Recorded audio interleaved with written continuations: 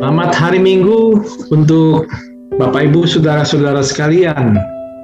Kita berjumpa kembali di hari Minggu 3 Oktober 2021. Dan kali ini kita sekaligus merayakan Hari Perjamuan Kudus Sedunia dan Hari Pekabaran Injil Indonesia dengan memakai liturgi dari Sinode BNKP.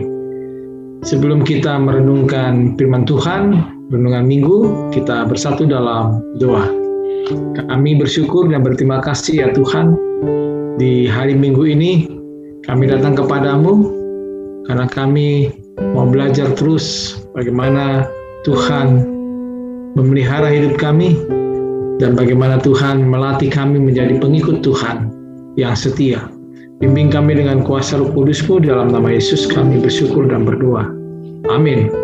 Saudara-saudara, renungan kita di hari Minggu ini bertepatan dengan Minggu peringatan Hari Perjamuan Kudus Sedunia dan Hari Pekabaran Injil. Tema yang diangkat dari liturgi yang dipakai dari Persekutuan Gereja-Gereja Indonesia adalah liturgi dari BNKP, Banua Niha Keriso Protestan, yang bertemakan tentang keikhlasan menerima diri, mengutuhkan hidup kita. Kita akan membaca Injil Markus 9 ayat 38 saja. Saudara-saudara bisa melanjutkannya dari ayat 38 sampai 50. Markus 9 ayat 38 dengan diberi judul bukan pengikut Yesus tetapi mengusir setan. Demikian terjemahan baru Lembaga Alkitab menuturkan, kata Yohanes kepada Yesus, "Guru, kami lihat seorang yang bukan pengikut kita mengusir setan demi nama-Mu. Lalu kami cegah orang itu karena ia bukan pengikut kita."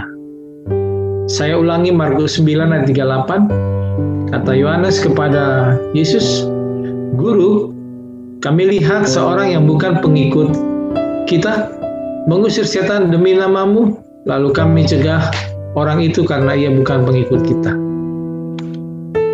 Kali ini Yohanes sempat melihat seseorang menggunakan nama Yesus yang penuh kuasa untuk mengalahkan roh jahat, dan dia telah mencoba untuk mencegahnya. Karena orang itu tidak termasuk dalam kelompok pengikut Yesus, namun di sini Yesus menyatakan bahwa tidak ada seorang pun yang dapat melakukan karya besar dalam namanya dan sekaligus adalah musuhnya. Lalu Yesus kemudian mengajarkan sebuah prinsip, yaitu di ayat yang ke-40 kita baca. Markus 9 ayat 40. Siapa ya saja yang tidak melawan kita, ia ada di pihak kita. Saudara-saudaraku yang dikasihi Tuhan, pada hakikatnya ini adalah pelajaran mengenai toleransi, suatu pelajaran yang dibutuhkan hampir semua orang.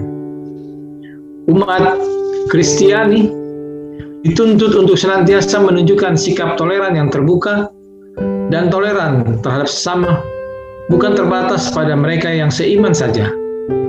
Dalam Markus 9, bacaan kita di ayat 33 sampai 37 sebelumnya, Yesus mengajarkan agar masing-masing muridnya tidak menjadi angkuh secara pribadi, sedangkan pada bacaan Injil hari ini, Yesus mengajar tentang betapa salahnya keangkuhan secara berkelompok. Segala hal harus dibuktikan dalam kehidupan yang real. Tidak ada seorang pun yang dapat menyalahkan kepercayaan-kepercayaan yang membuat seorang insan manusia menjadi pribadi yang baik. Kalau begitu, maka kita pun menjadi kurang bersikap intoleran terhadap mereka yang lain. Kita boleh saja tidak sependapat dengan kepercayaan yang dianut oleh orang lain, tetapi dengan demikian kita tidak serta-merta membenci orang yang bersangkutan dan melakukan kekerasan. Intoleran terhadap iman kepercayaan yang berbeda dengan kita mencerminkan kesombongan rohani dalam diri kita. Kalau begitu halnya, maka kita pun tidak lebih baik dari orang Farisi dan pemuka agama pada zaman Yesus. Penting diingat bahwa kebenaran itu selalu lebih besar ketimbang apa yang dapat dipahami oleh seseorang. Dasar dari toleransi bukanlah kita menerima segalanya karena kita malas. Toleransi berarti menghormati segala kemungkinan kebenaran yang mengambil berbagai bentuk pengungkapan. Toleransi juga berarti menghormati nurani dalam menghadapi berbagai pola hidup yang bersifat mekanistis, kebiasaan-kebiasaan yang harus diterima, dan kekuatan-kekuatan sosial yang bertentangan. Intoleransi adalah suatu tanda keangkuhan dan ketidakpedulian. Karena itu adalah tanda bahwa seseorang sesungguhnya percaya bahwa tidak ada kebenaran di luar kebenaran yang diketahuinya sendiri. Tidak ada seorang pun yang memakai nama Yesus dengan serius, dengan penuh hormat, dan yang boleh kita hina dan asingkan. Demikian pula lah, tidak ada satupun tindakan kebaikan dalam nama Yesus yang dapat dilarang oleh para pengikutnya sendiri. Inilah yang menjadi poin dari percakapan apa yang dilakukan Yesus ketika di dalam Markus 9 ayat 38 menjadi pembacaan renungan kita. Keikhlasan menerima diri kita dan mengutuhkan hidup kita. Bagi Bapak, Ibu, Saudara-saudara, selamat menikmati perjamuan kudus, hari perjamuan kudus dunia dan hari perkabaran Injil Indonesia yang dirayakan di seluruh gereja-gereja di bawah naungan Persekutuan Gereja-Gereja Indonesia. Tuhan Yesus menolong dan memberkati kita. Mari kita bersatu dalam doa. Kami bersyukur dan berterima kasih ya Tuhan. Inilah rahmat-Mu yang paling tertinggi.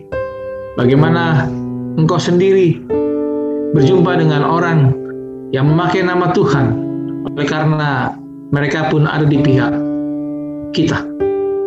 Kami bersyukur ya Tuhan, dan biar kami dilatih untuk bisa menerima orang lain, untuk terus bertoleransi ketimbang kami intoleransi, licik dan licik, memusuhi banyak orang dan mencurigai orang lain Tuhan. Inilah anugerah Tuhan bahwa kami hidup di bangsa Indonesia dengan penuh suku dan ras yang berbeda-beda satu dengan yang lain, supaya lebih tinggi kami menjunjung tinggi dan mempraktikkan toleransi ketimbang intoleransi. Kami sambut awal Oktober minggu ini Tuhan, di dalam perayaan Hari Perjamuan Kudus Dunia dan Hari Perkabaran Injil Indonesia. Terima kasih ya Tuhan. Inilah sukacita kami. Dalam nama Yesus kami bersyukur dan berdoa. Amin.